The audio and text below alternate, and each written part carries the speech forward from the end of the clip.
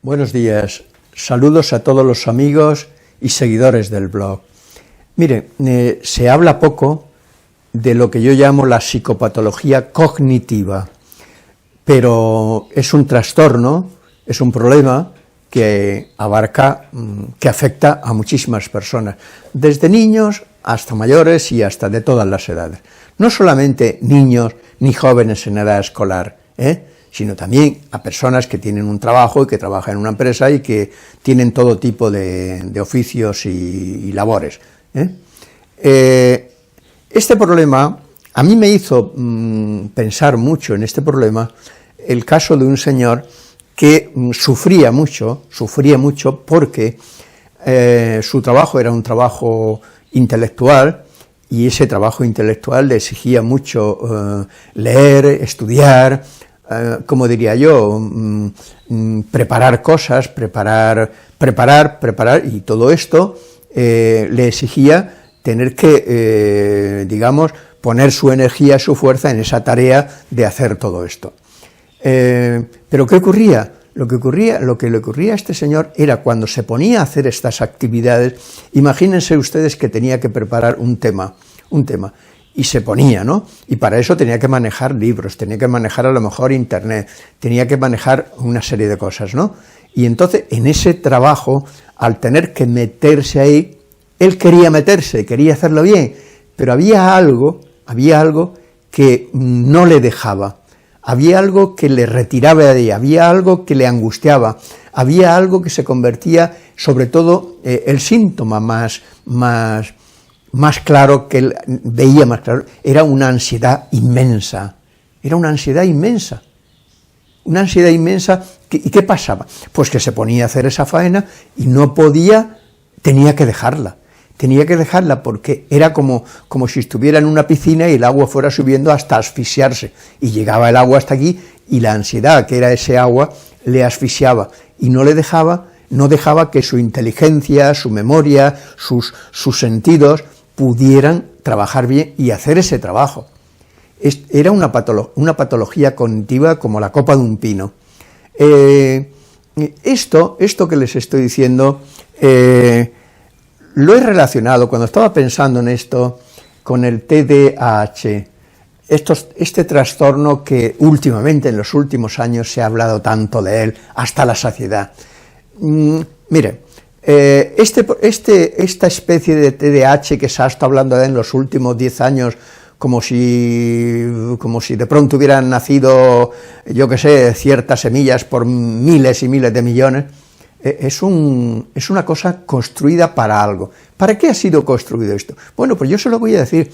Ha sido construida por algunos laboratorios y en algunos intereses creados para tener inmediatamente preparado una serie de medicación para darla a esos niños, a esos estudiantes, sobre todo, que tenían ese problema de esa inhibición y de esa especie de falta de atención y esa especie de hiperactividad y nerviosismo cuando los profesores estaban explicando. Esto, como yo fui maestro unos años, se ve perfectamente en una clase. Tú estás allí explicando o hablando con los niños, con los mayores, y te das cuenta de que hay siempre algunos que no prestan atención, que están pues jugando, mirando, o simplemente en otro lugar, o agachando la cabeza, pero que no prestan atención. A veces este problema tiene que ver con el profesor que no sabe cómo ganarse a sus alumnos y no sabe tener una didáctica y una pedagogía apropiada para esos alumnos, que conecte con los intereses y con las cosas que a esos alumnos les interesa.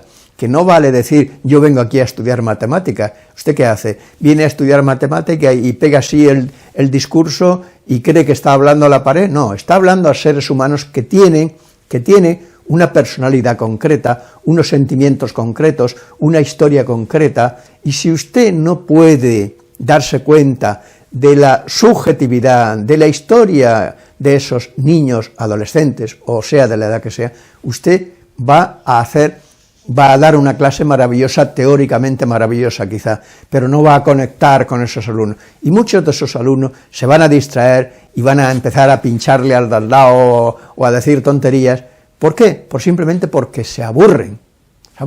sea, que no crean ustedes que todos los trastornos que aparentemente son un déficit de la atención y hiperactividad son debidos a que los alumnos tienen problemas de eso, de falta de atención y hiperactividad. No, muchas veces es que los profesores creen que son profesores para ¿cómo diría?, para sacar cada día que tienen clase allí un tema, volcarlo sobre esos alumnos como si fuera una grabadora que está allí grabando lo que ellos dicen y reteniendo lo que ellos dicen. No, hombre, no, nada de eso.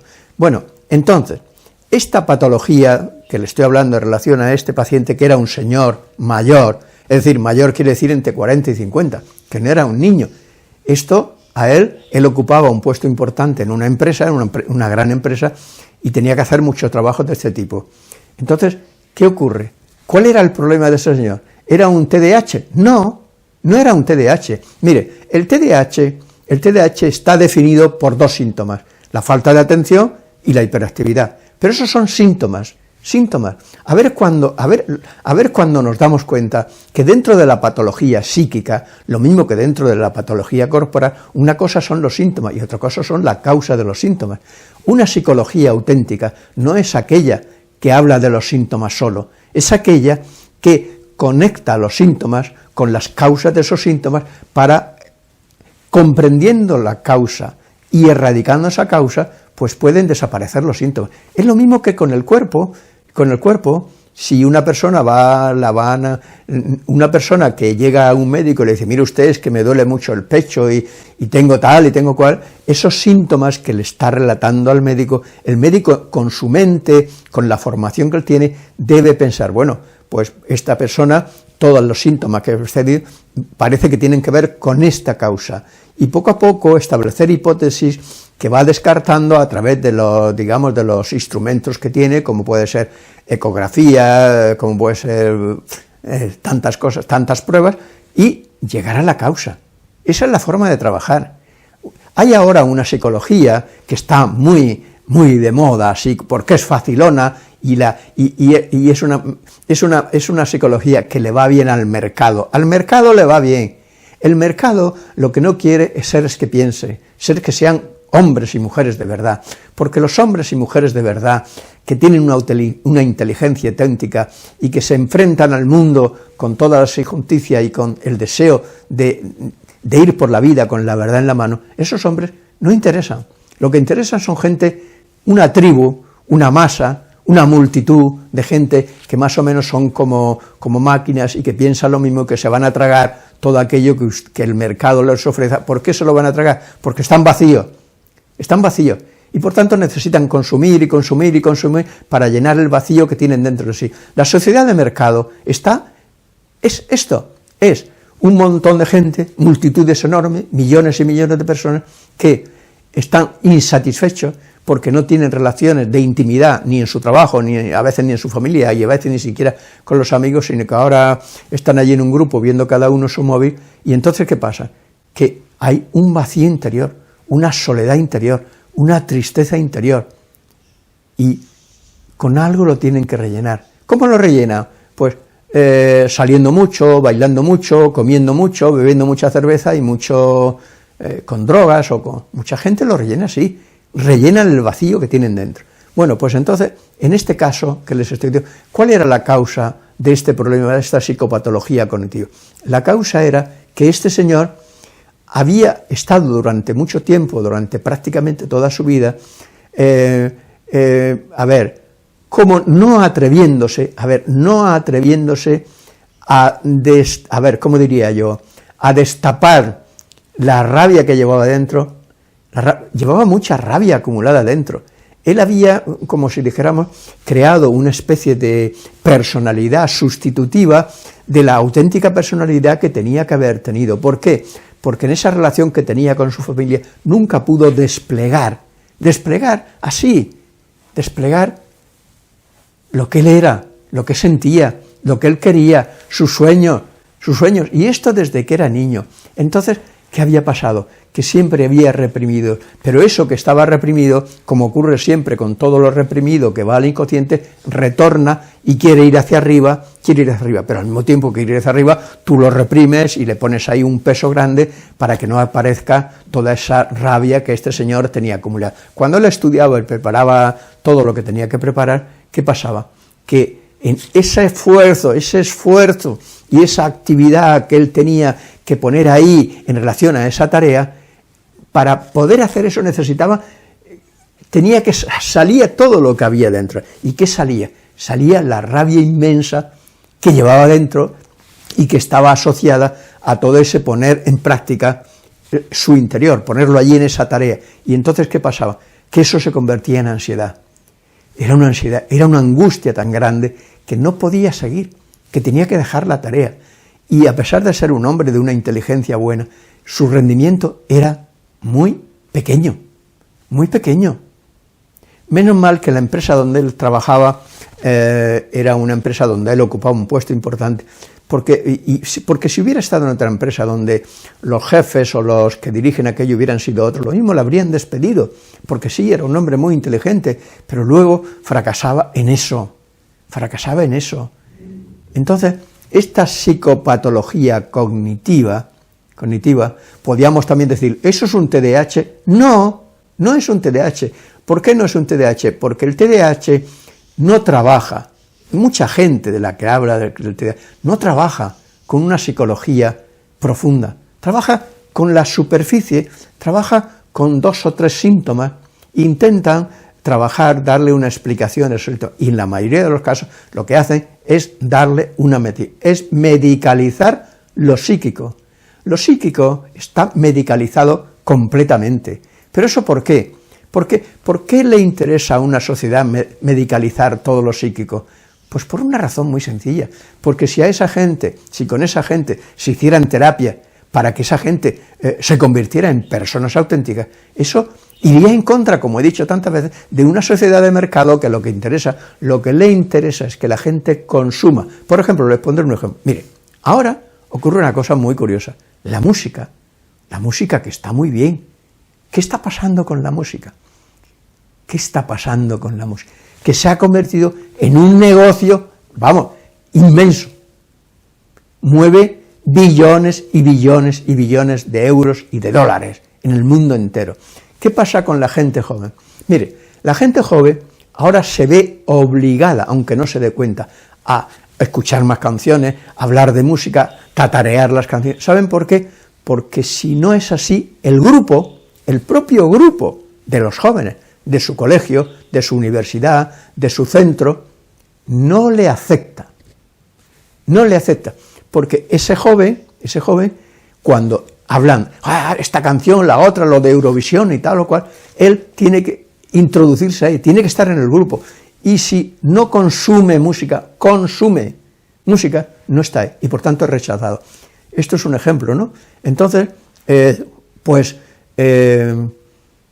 nos obligan a convertirnos en consumidores y no en personas que tengan una inteligencia, una voluntad, un proyecto, un deseo de conocerse profundamente, un deseo de interactuar con el mundo para hacer un mundo bueno, un mundo de verdad, un mundo de justicia, para no bombardear a la gente inocente, para no machacarla no solo con las bombas, sino con las ideas, con esas ideas nefastas, que a veces ponen la televisión y vas pasando una cadena a la otra y dices tú, bueno, pero esto, hay basura a montón, hay una basura impresionante, y los políticos muchas veces, que en los parlamentos, ¿qué ejemplo dan los políticos muchas veces? Si están allí tirándose los trastos en la cabeza a nosotros, ¿cómo es posible que gente tan mayor y tan aparentemente responsable hagan eso?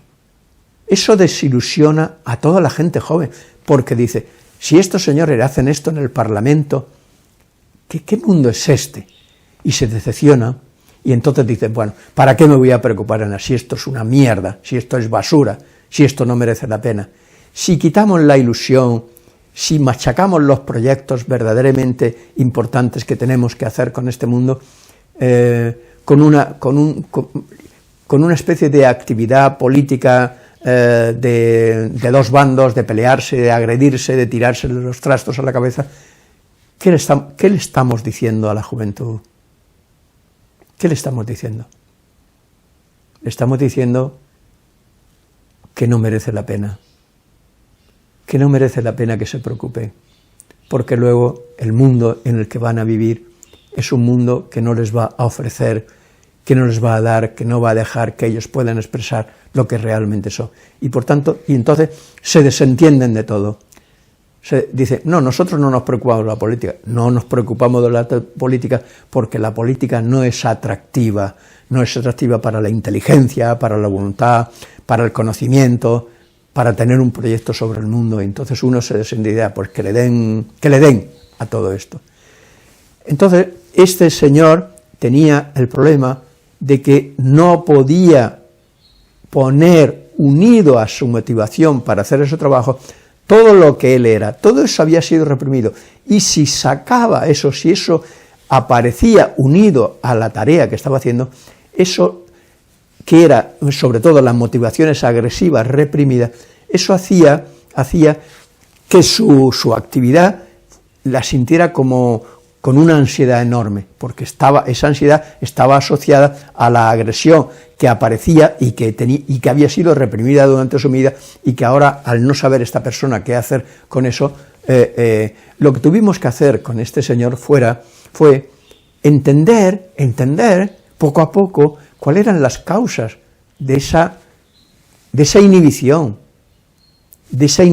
que él sentía, de su inteligencia, de la voluntad que él tenía, porque él tenía buena voluntad, era un hombre inteligente, pero se le colaba ahí en su mente y en sus sentimientos toda esa agresión reprimida y le hacía sentirse enormemente ansioso. Pues esto es lo que hicimos, ese trabajo poco a poco de llegar al conocimiento de todo aquello que era la causa de esa ansiedad inmensa que él había sentido durante toda su vida. Y esto nos costó mucho trabajo. Sí, nos costó mucho trabajo, porque cuando se hace una psicología auténtica y no solamente se tiene en cuenta la conducta observable, porque aquellos que hacen una psicología solamente basándose y teniendo en cuenta la conducta observable, ¿saben lo que están haciendo? Están mutilando, rechazando una parte muy importante del ser humano. Y esto que muchos lo han hecho creyendo que la psicología que ellos hacen es una psicología científica, justamente por esta razón es una psicología que no tiene nada de científico.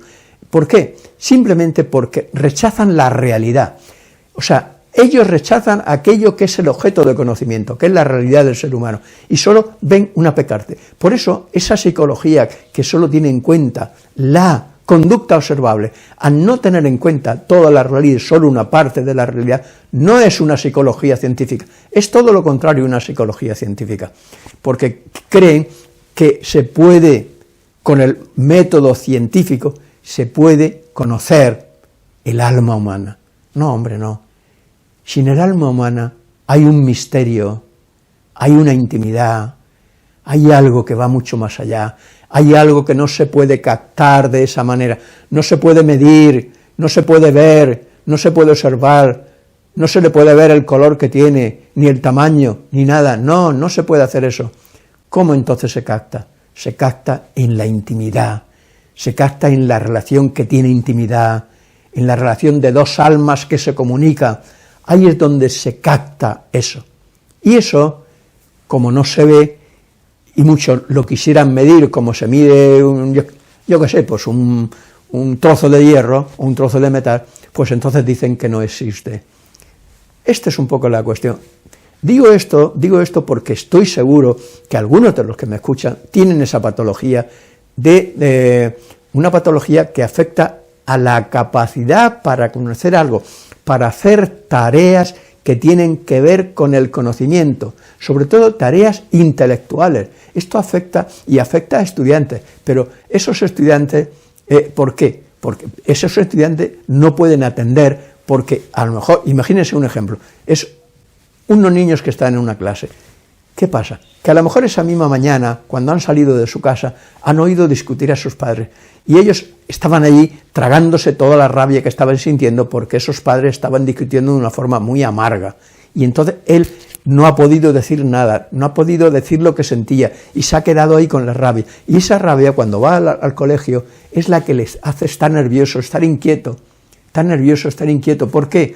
Porque están machacando su necesidad de tener con esos padres una relación buena, una relación agradable, una relación sincera, una relación de buenos sentimientos, y ellos no la pueden tener, y como no la pueden tener, van cargando su alma de toda esa frustración, y eso les deja sin poder realmente atender, y están nerviosos, están ansiosos, porque todo eso está ahí dentro de ellos como una fuerza enorme que hace que estén inquietos, nerviosos.